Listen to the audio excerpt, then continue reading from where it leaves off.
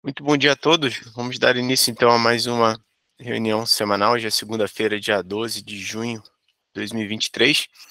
Como de costume, a gente sempre começa falando primeiro do cenário local, né? A gente teve uma semana que foi um pouco mais curta por conta do feriado de Corpus Christi, tá?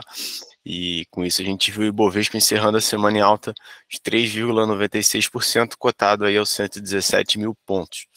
Tá? Na semana, o Ibovespa ele voltou a ultrapassar a marca dos 115 mil pontos, marcando o maior patamar desde novembro de 2022. Como destaque da semana, as ações da Gol subiram mais de 15% após o Citibank elevar a recomendação do papel, acreditando que a demanda por passagens aéreas segue em crescimento. Em contrapartida, as ações da Suzano caíram cerca de 3%, com receio do mercado em relação aos preços de demanda da celulose. Tá?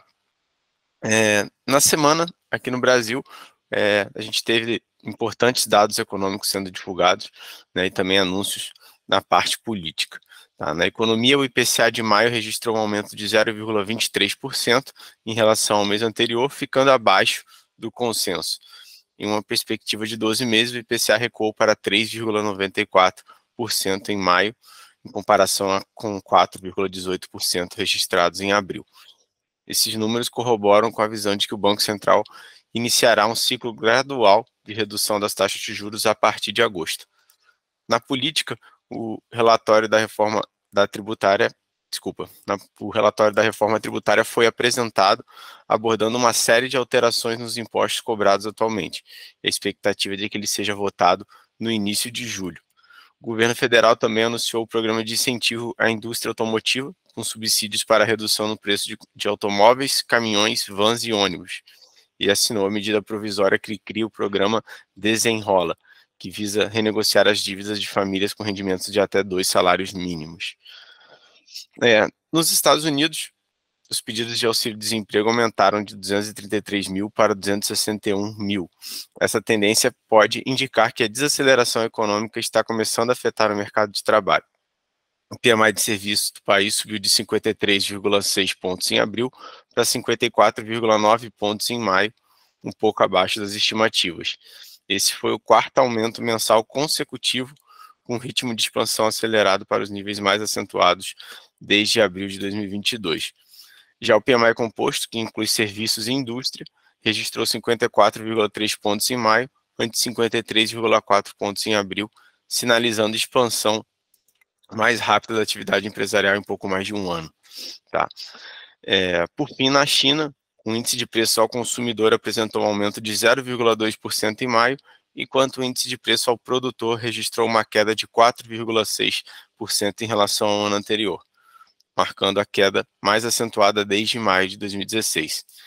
Em termos de juros, os principais bancos estatais chineses decidiram reduzir as taxas de juros sobre os depósitos, o que pode ser um sinal de uma possível corte na taxa básica de juros pelo Banco Central do país.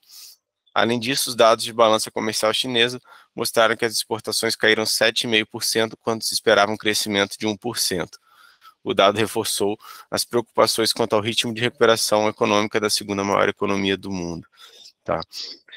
Entrando no nosso índice de fundos imobiliários, agora de volta ao Brasil, a gente vê o índice apresentando sua nona semana consecutiva de alta, tá? Subindo 0,66% na semana. Os FIIs de papel integrantes do IFIX tiveram um desempenho médio de 0,18%, enquanto os FIIs de tijolo tiveram uma performance média de 1,03% na semana. Né? A gente continua vendo esse mercado de fundos imobiliários se beneficiando, principalmente do fechamento da curva de juros. Tá? Entrando na parte de moedas, né, a gente vê o dólar recuando 1,58% na semana e fecha cotada a R$ 4,88, no menor patamar dos últimos 12 meses. Tá? A queda de inflação e perspectiva com redução de juros impulsionam a recuperação dos mercados e a apreciação do real frente às principais moedas. Já o índice DXY, que representa a variação do dólar frente a uma cesta de moedas, também apresentou queda na semana, recuando 0,47%. No mundo das criptos, as duas principais criptomoedas tiveram performance negativa. O Bitcoin recuou 3,76% na semana, enquanto o Ethereum caiu mais de 6% em uma semana tensa no campo regulatório, após a SEC, que é a CVM dos Estados Unidos, abrir processo judicial contra a Binance e a Coinbase por negociação irregular de valores mobiliários. E para dar uma sequência aqui, eu vou chamar então o Thiago Tavares para comentar um pouquinho da curva de juros para a gente. Bom dia, Thiago. Bom dia, Gustavo. Bom dia, pessoal. Então, dando sequência ali com o nosso juros futuro ali. Os juros futuros recuaram ali durante a semana com aposta ali no corte da Selic a partir de agosto, com surpresas aí no IPCA, no PIB e além do arcabouço fiscal, né? Então, com os sinais ali de alívio na inflação e a melhora sobre as contas públicas, resultante ali do novo arcabouço fiscal e de um crescimento econômico mais forte, abriram espaço ali para uma queda relevante dos juros futuros nesse ano, né? Então, as taxas médias de longo prazo e de curto prazo ali alcançaram nessa semana ali os menores níveis desde dezembro de 2021, né? Em um movimento ali que já afeta também os juros de vencimento mais curto, diante da expectativa ali crescente de que a Selic ali pode começar a cair já em agosto e ficar abaixo de 10% em 2024.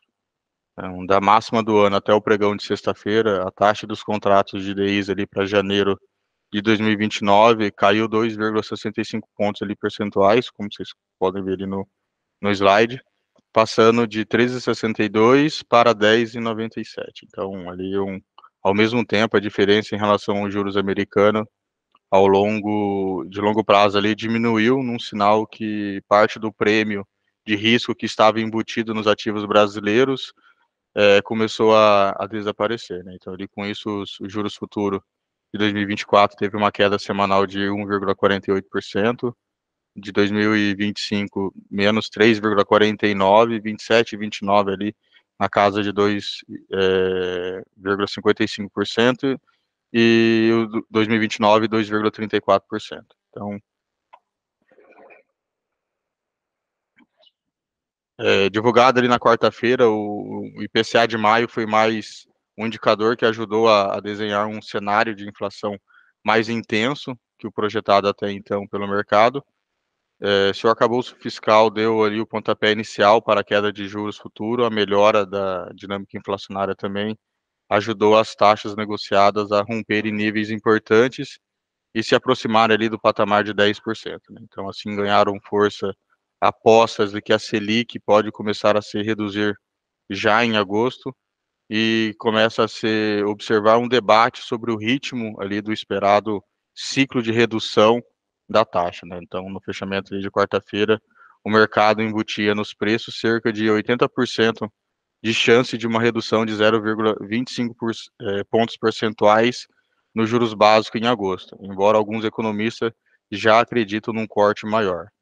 Então, dando sequência ali também na nossa agenda da semana ali, na quarta-feira o Fed vai divulgar a sua decisão ali sobre as taxas de juros. Esse é o fato mais relevante ali para nossa semana. Obrigado, Gustavo.